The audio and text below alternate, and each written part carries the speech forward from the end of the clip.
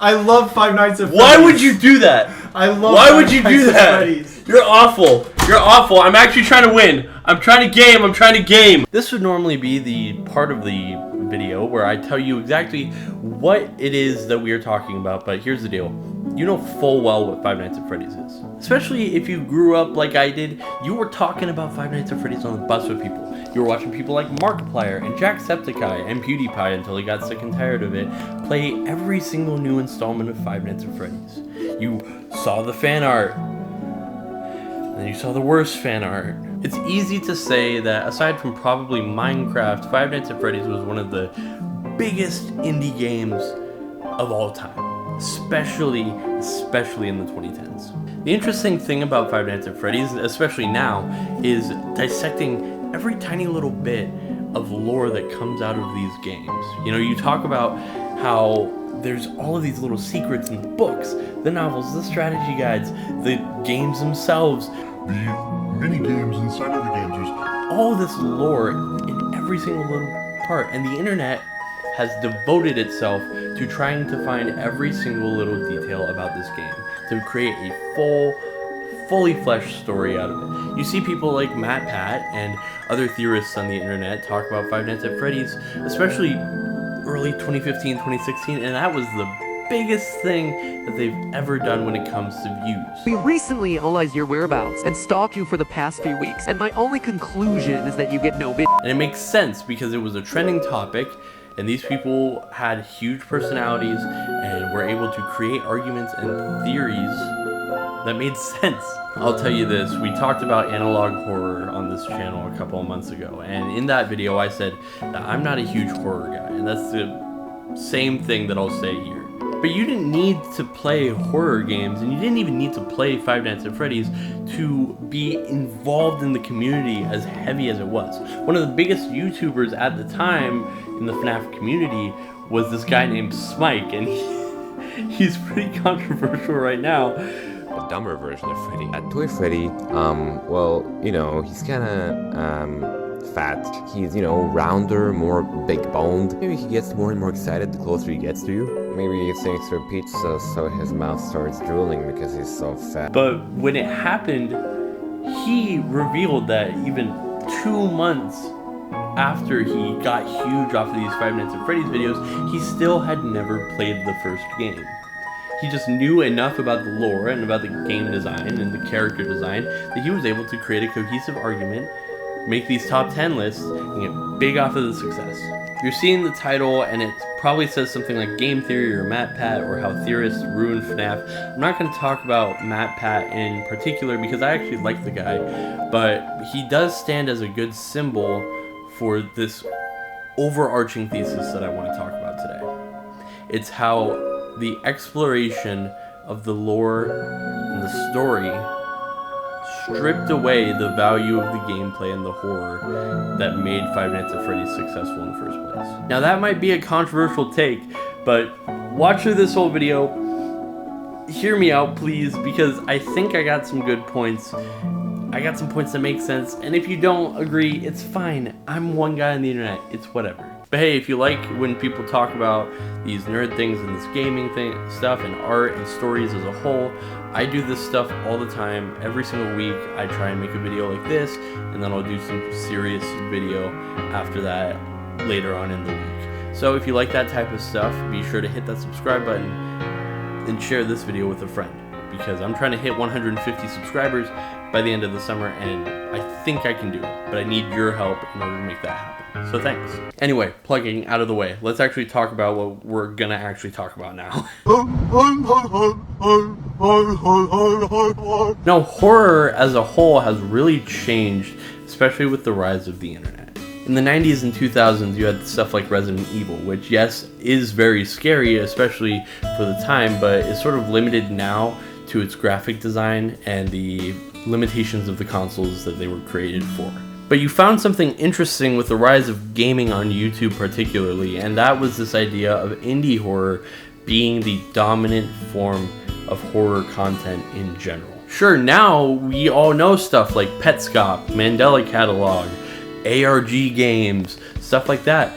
But it didn't really ever become huge and mainstream until stuff like horror games. Amnesia: The Dark Descent, for example, was one of the big things that kicked off this entire idea of indie horror being actually really good. And that's because YouTubers really latched onto these titles and really cared about them and really made them their own. It made people excited to play these games, despite the fact that people have been trying to figure out how to make a horror game work for years before then. And if you look at stuff like Amnesia, at Slender, at some of the new ones, Poppy Playtime, Bendy and the Ink Machine, you see a familiar pattern. You go into an abandoned place, or you wake up in an abandoned place, and you have to collect certain things, and you have to hit certain markers. And then once you hit all those markers, you're good. But there are people chasing you the entire time. The horror in these games is having to run away from the thing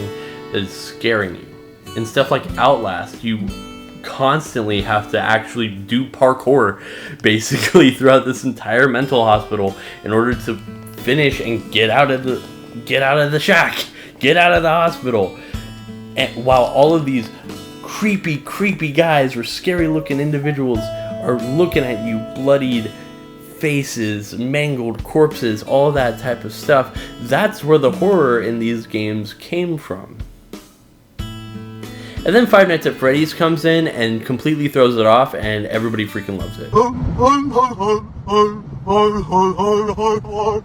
I want you to go back before William Afton, before the Purple Guy, before Death Minigames, before any of that, and picture yourself playing Five Nights at Freddy's 1. The gameplay is excruciatingly simple. You're in a room, you have 2 doors, 2 lights, and a set of cameras. These cameras sometimes show pictures of animatronics on the screen, and sometimes they show them moving around. Your goal is to make sure they don't come into your office. Excruciatingly simple. People loved it. One of the big reasons why people love the setup of these games is because it immediately thrusts you into a defensive position. In games like Slender, for example, yes, the big bad evil guy, if he catches you, kills you basically right on the spot. But first he has to catch you, and you can run away, and the success of your gameplay is determined by how fast you can run, or how good at the movement you can be, or how easily you can solve puzzles. With Five Nights at Freddy's, you have no idea if you're doing the right thing when you start out. They don't come after me. What's missing? Oh, hi! There you are, pretty bunny thing. Okay. You cannot help yourself. There will always be a level of luck in order for you to get past the night. Especially when there wasn't these crazy, well-known secrets to beating these levels. So, the unknown funneled the horror. It funneled the thing that freaked you out. It wasn't the character design. The character design, although a little bit off-putting, was animatronics. They were cute little bears. It's like Chuck E. Cheese walking around. Like the modern Chuck E. Cheese, not that freaking old rat. The old rat guy freaking freaks me out, bro. I can't freaking... there's definitely dead children to that guy. I'm not even gonna freaking front, bro. But Five Nights at Freddy's 1 thrived off of the fact that you were completely helpless. That you knew nothing about what was going on. That you knew nothing of why it was going on. All you knew was that you had 4 buttons. 2 of them can close doors, 2 of them turn on lights, and you have a panel of cameras. That's all you know. There's a little bit of help from a phone guy, but that's it. Lovecraft talks a lot about a lot of things, and a lot of them are very racist, but some of them are actually very fair points about how he approaches horror. If you know anything about Lovecraft, you know about this idea of an eldritch abomination. Unknown horror, something so beyond our comprehension that we do not understand it, and because we don't understand it, it makes us afraid. Now, the reason that Lovecraft liked this type of horror so much is because he was very racist. That's legitimately why. He did not like the idea of people that were different to him. It scared him. It straight up just scared him. But I think we all have this innate fear of the unknown. Like something that we cannot rationalize. And I think that's why we're drawn to theory crafting about this game so much. You look at a game like Super Mario Bros. And I mean, it's very simple. You go one end to other, you save Princess, and you kill Big Dragon Man. You don't know anything about the politics of the Mushroom Kingdom or Bowser's Kingdom. You don't need to know. It's simple. Bad guy, good guy. And then just go from there. With Five Nights at Freddy's, you do not know anything, and that lends itself to you having a better experience. More adrenaline rushes through your system. But it also means that you now have an innate desire to want to understand that thing. There were 3 lore bits. 3 in the entire first game. There was the 2 missing children's flyers, and there was the freaking Bite of 87. That's all he put in there. And they were probably little glistening glosses just to add to the horror feel of the game. They weren't supposed to be this huge story. The interesting thing about the internet is that it loves to solve a mystery. Whether it be real or fake or anything like that, we love theory crafting online. We love finding answers to questions. And when you have a game like Five Nights at Freddy's that has these tiny little lore bits, maybe to just embellish the horror, and then a game that thrives after you not understanding what is going on, of course you're going to want to know more. The double-edged sword of that being, once you know more, and once you're actively searching to know more, the game becomes a lot less scary. It's a very apt metaphor for life, where once we understand something, it's very, very hard to be afraid of it. So what ends up happening once we start theory crafting? We've found a bunch of these answers and we've created a story, and the creator of the game knows that we're doing this because it's an indie horror game. And so now his goal has shifted as well. It's not just creating a scary experience, it's giving you answers to your questions, completely going against what made the game scary to begin with.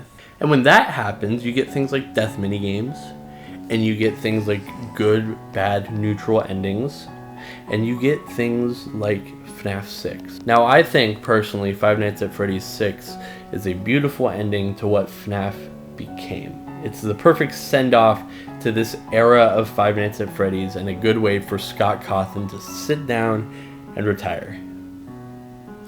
However, if you ask anybody about how they feel about this game gameplay-wise, they will tell you that the most frustrating part is the office sections.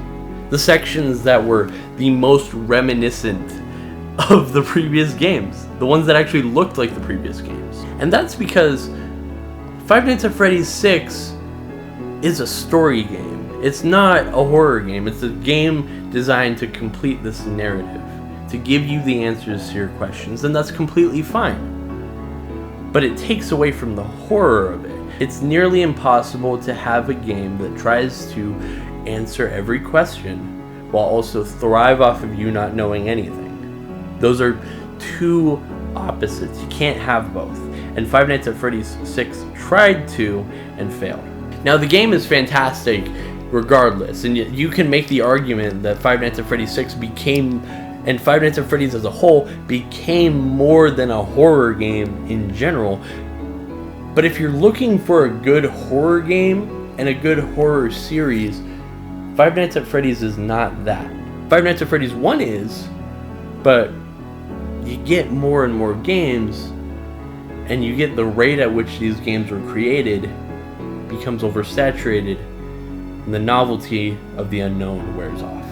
And now you have a game like Five Nights at Freddy's Security Breach, the latest release in the series, and it is unrecognizable from the original game. Now that's mainly due to the fact that Scott Cawthon's retired and a new studio wanted to figure out a different way to go about making this game fresh and refreshing and all of that, and that's completely okay. But you got to understand that this game was freaking broken.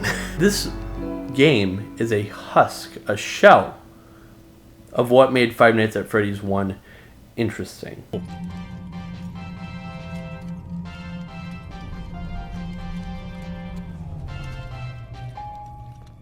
And it's because we've tried so hard to find answers in a game that thrived off of questions.